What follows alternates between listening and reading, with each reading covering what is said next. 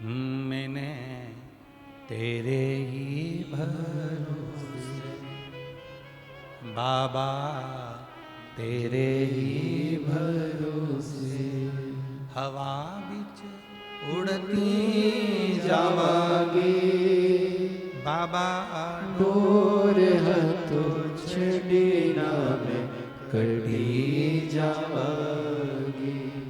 भोले मैं तेरी पतंग, शंभो मैं तेरी पतंग हवा बिच उड़ती जावांगी बाबा, डोर तो छड़ी ना मैं कटी जावांगी।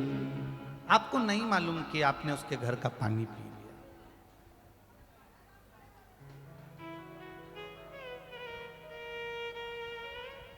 कौन व्यक्ति कैसा है आपको क्या मालूम पड़ेगा। हम छत्तीसगढ़ में आए, आप मध्य प्रदेश में आए, कोई उत्तर प्रदेश गया, कोई बिहार गया, कोई उत्तराखंड गया, कोई दिल्ली गया, कोई महाराष्ट्र गया, उसको क्या मालूम कि कौन व्यक्ति कैसा, उसको मालूम ही नहीं।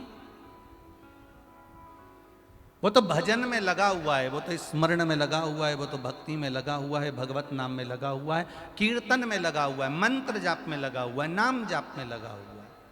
और जब अपनी भक्ति में वो रमा हुआ है, अपने भजन में वो रमा हुआ है, अपने कीर्तन में वो रमा हुआ है, अपने स्मरण में रमा हुआ है, और कोई ऐसा व्यक्ति जो महापापों की गिनती में आया है और उसके हमने जल ग्रहण भी कर लिया, तो हम अगर शिव के द्वार जा रहे हैं, हम भगवान के मंदिर जा रहे हैं, हम शिवालय जा रहे हैं, तो उन महापापों से हमारी मुक्ति हो रही है।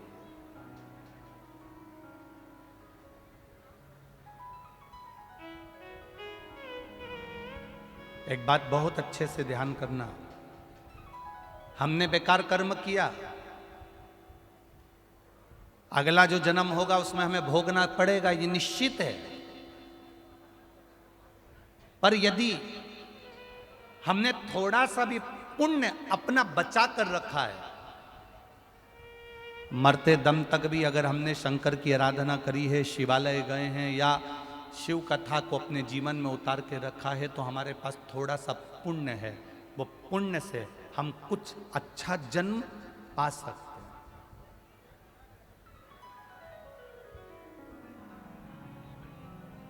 दिन भर दुकान पर बैठे रहे, रविवार आया तो पत्नी और बच्चों को लेकर होटल चले गए,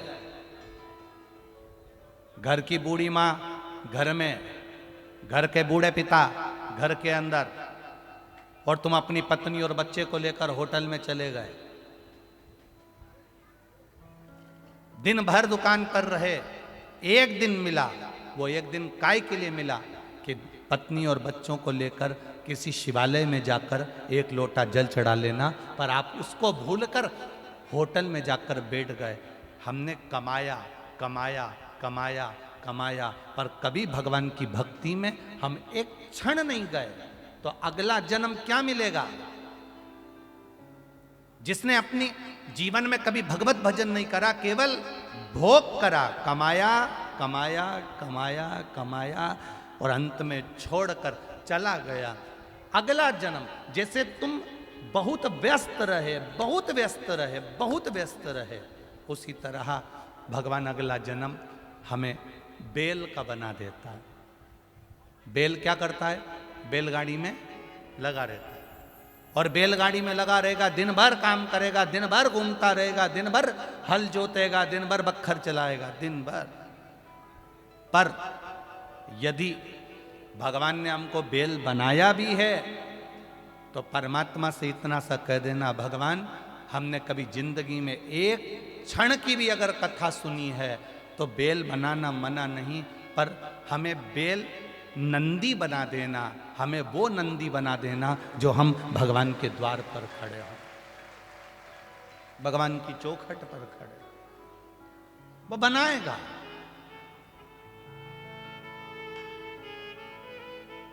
बेल और नंदी में बहुत अंतर होता है। बैल को खेत में काम करना पड़ता है, और नंदी, रोड पे से जाओ और एक बड़ा सारा नंदी, बड़ा सारा बैल, बड़ा सारा नंदी अपनी अलमस्त में घूम रहा है और रोड पे बैठा है। तुम्हारी गाड़ी भले 25 लाख की है, तुम 25 लाख की गाड़ी को साइड में से लेकर जाओ पर वो नहीं हटेगा, क्योंकि वो नंदी है। उसको काम नहीं करना है, उसको खेत में काम नहीं करना है।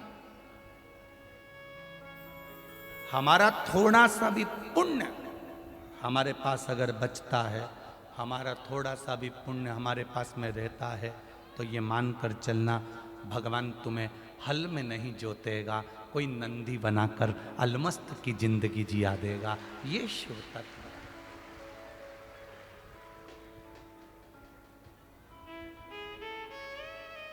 आप करो उसका भजन।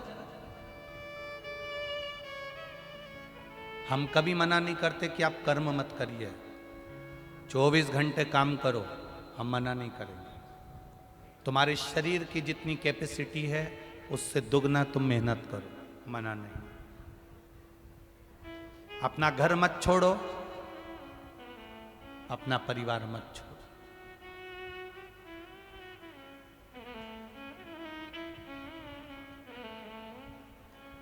क्यों छोड़े हम?